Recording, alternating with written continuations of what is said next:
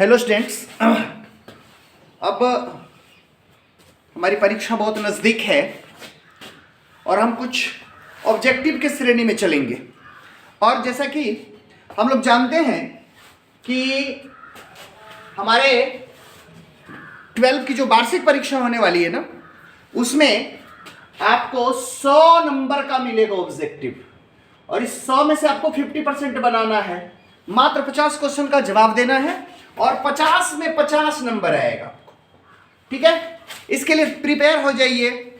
और हम आज आपको 3D का कुछ क्वेश्चंस बताएंगे ऑब्जेक्टिव में। 3D से रिलेटेड कुछ क्वेश्चंस बताएंगे जो ऑब्जेक्टिव का होगा।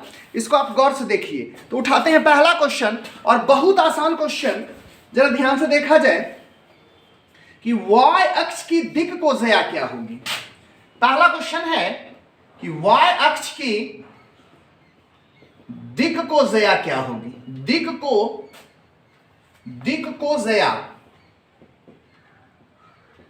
क्या होगी। चलिए, पहला क्वेश्चन है ऑब्जेक्टिव का कि y अक्ष की दिक् कोज़या क्या होगी। जल्दी से बताइए। y अक्ष की अगर दिक् कोज़या बताने की बात होगी, विकल्प आपको दिया गया है 0 0 1 0 0 0 0 1 0 1 0। तो आपका हो जाएगा y अक्ष जैसे बोलते हैं 0 1 0, ये हो जाएगा दिक् कोज़या आपका। ठीक है, आप जल्दी जल्दी बताएंगे। अगर दूसरा क्वेश्चन अगर आपको पूछा जाए कि z अक्ष की दिक् कोज़या क्या होगी, z अक्ष की दिक् कोज़या क्या होगी, दिक् कोज़या क्या होगी। z अक्ष का पूछा जा रहा है, तो z अक्ष का पूछा जा रहा है तो 0 0 और 1 हो जाएगा आपका। 0 0 क्या हो जाएगा, 1 हो जाएगा आपका। चलिए,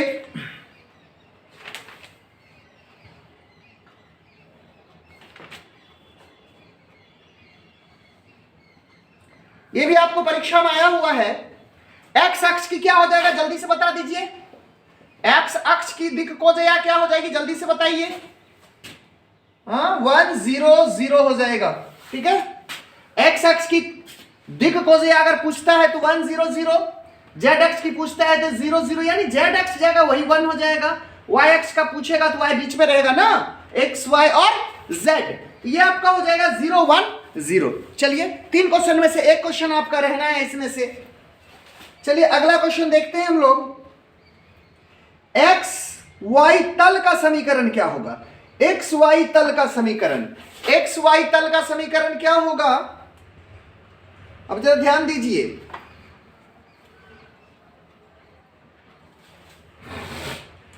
एक्स वाई में क्या नहीं है बउआ, z नहीं है। ध्यान देना जरा सा, एक्स वाई में z नहीं है। चलिए, 10 का ये आपका दूसरा चौथा नंबर क्वेश्चन है। चलिए, चौथा नंबर है एक्स वाई तल का समीकरण है। एक्स वाई तल का समीकरण है, क्या होगा एक्स वाई तल का समीकरण। इसमें क्या दिख नहीं रहा है, z, इसका हो जाएगा z बराबर 0। 5 नंबर क्वेश्चन में अगर आपको पूछेगा z अक्ष तल का समीकरण, z अक्ष तल का समीकरण, तो z अक्ष में क्या नहीं है, y, ये हो जाएगा y बराबर 0। ठीक है, अगर आपको पूछा जाए क्या बचा, एक्स वाई जेड एक्स और जेड वाई तल का समीकरण, जेड वाई तल का समीकरण, तो इसमें क्या नहीं बउआ, एक्स, एक्स बराबर 0 हो जाएगा। ये 6 क्वेश्चन आप देखिए, इसमें से क्वेश्चन रहेगा। आगे 2 साल आया हुआ एक क्वेश्चन। चलिए, 2 साल एक क्वेश्चन आया हुआ है जिसके बारे में हम बात करेंगे। तल, 7 नंबर क्वेश्चन। चलिए, इसको मिटा लेते हैं।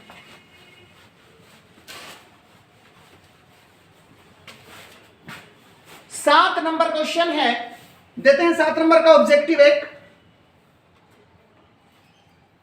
तल 7, एक तल है, तल मतलब समतल, 7x plus 4y minus 2z plus 5 बराबर 0 पर अभिलंब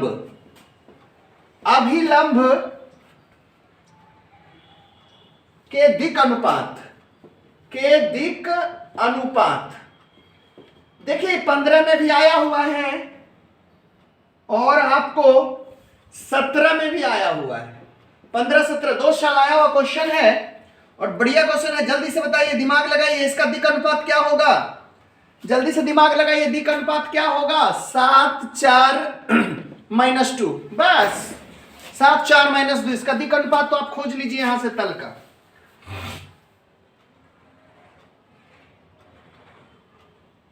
एक क्वेश्चन और, यदि एल एम एन एक सरल रेखा की दिक् कोसेया है तो क्या होने वाला है? एक समीकरण बनेगा। 8 नंबर में हम दे रहे हैं, 8 नंबर का एक क्वेश्चन दे रहे हैं, आप लोग देखेंगे, इसको तैयारी करेंगे। एल एम एन एक सरल रेखा की दिक् कोसेया है। एल एम एन एक सरल रेखा की दिक् कोसेया है। दिक् कोसेया मतलब डायरेक्शन, डीसीएस, डायरेक्शन कोसाइन है। तो क्या हो सकता है? अगर ये डायरेक्शन कोसाइन है तो इसमें एक याद रखना बहुआ, ज्यादा चीज नहीं पढ़ना है। L square plus m square plus n square का मान 1 आएगा, याद रखिएगा। L square plus m square plus n square का मान क्या होगा? 1 होगा। एल एम एन द्वारा आप डीसी को यानी डायरेक्शन कोसाइन को करते हैं और दिक् अनुपात जो डायरेक्शन रेशियो होता है उसे हम ए बी सी से डिनोट करते हैं। ये हो जाएगा डीआरएस, डायरेक्शन रेशियो। ये a square plus b square plus c square is not equal to 1 के बराबर होता है। पूछा जा सकता है, आप याद रखिए इसको, ये आपका इंपॉर्टेंस है। चलिए 9 नंबर क्वेश्चन देते हैं।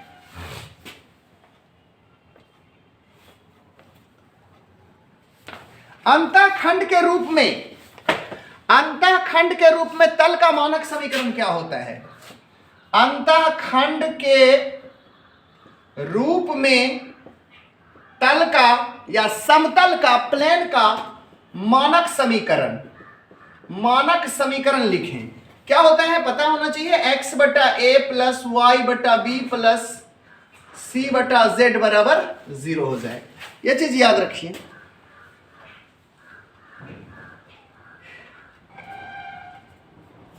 एक सरल रेखा, एक सरल रेखा 10 नंबर क्वेश्चन, एक सरल रेखा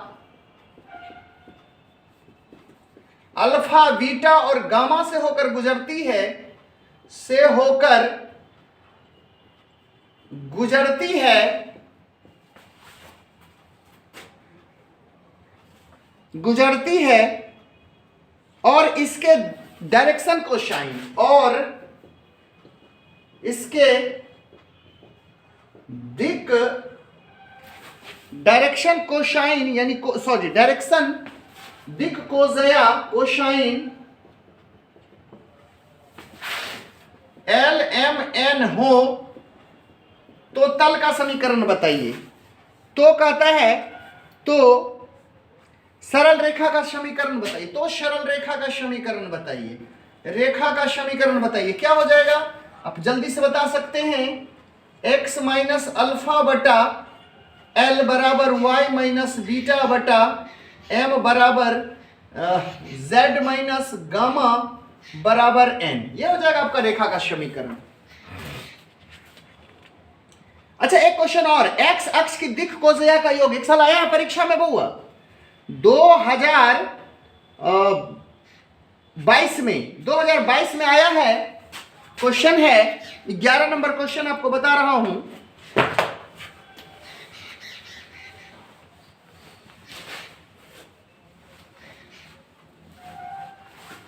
एक 11 नंबर क्वेश्चन, एक्स अक्ष के, एक्स अक्ष की दिक् कोसेया, दिक् कोसेया, दिक् कोसेयाओं का योग क्या होगा? दिक् एक्स अक्ष की दिक् कोसेया क्या होगा मालूम है आपको? क्या होगा? 1 0 0 कहता है इसका योग क्या होगा? अगर इसका योग पूछा जाए तीनों को जोड़ दीजिएगा तो 1 ना होगा, इसका योग 1 होगा। थोड़ा सा फंसा दिया। एक्स अक्ष की दिक् कोसेयाओं का योग कितना होता है? 22 में पूछा है, 1 हो जाएगा। वाई एक्स का पूछेगा फिर तो 1 होगा, जेड एक्स का भी पूछेगा तो 1 होगा, इसमें कोई दिक्कत नहीं है ना। चलिए अब आगे देखते हैं दूसरा क्वेश्चन।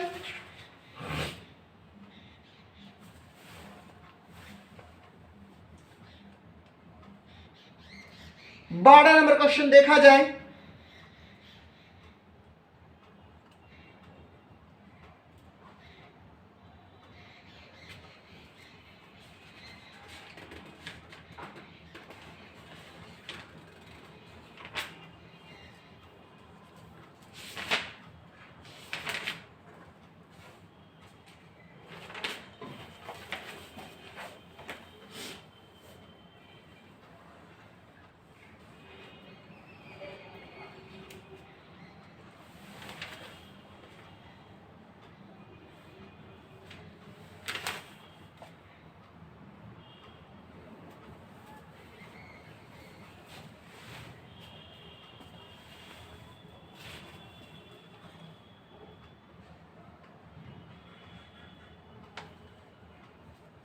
एक क्वेश्चन और लीजिए।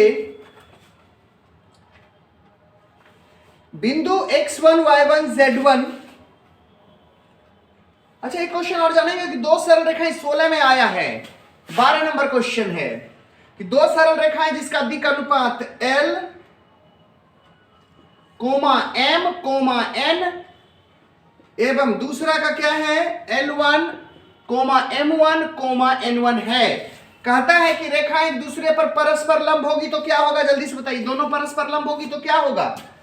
L1 plus M1 plus N1 बराबर क्या हो जाएगा? 0 हो जाएगा लंब के कंडीशन में। यह हो जाएगा लंब के कंडीशन में। यही पूछता समांतर अगर हो तब क्या होता? समांतर तो L बटे L1 बराबर M बटे M1 बराबर N बटे N1 हो जाता। समांतर होता तो बटे में हो जाता, अगर लंब है तो आपको गुना में हो जाता।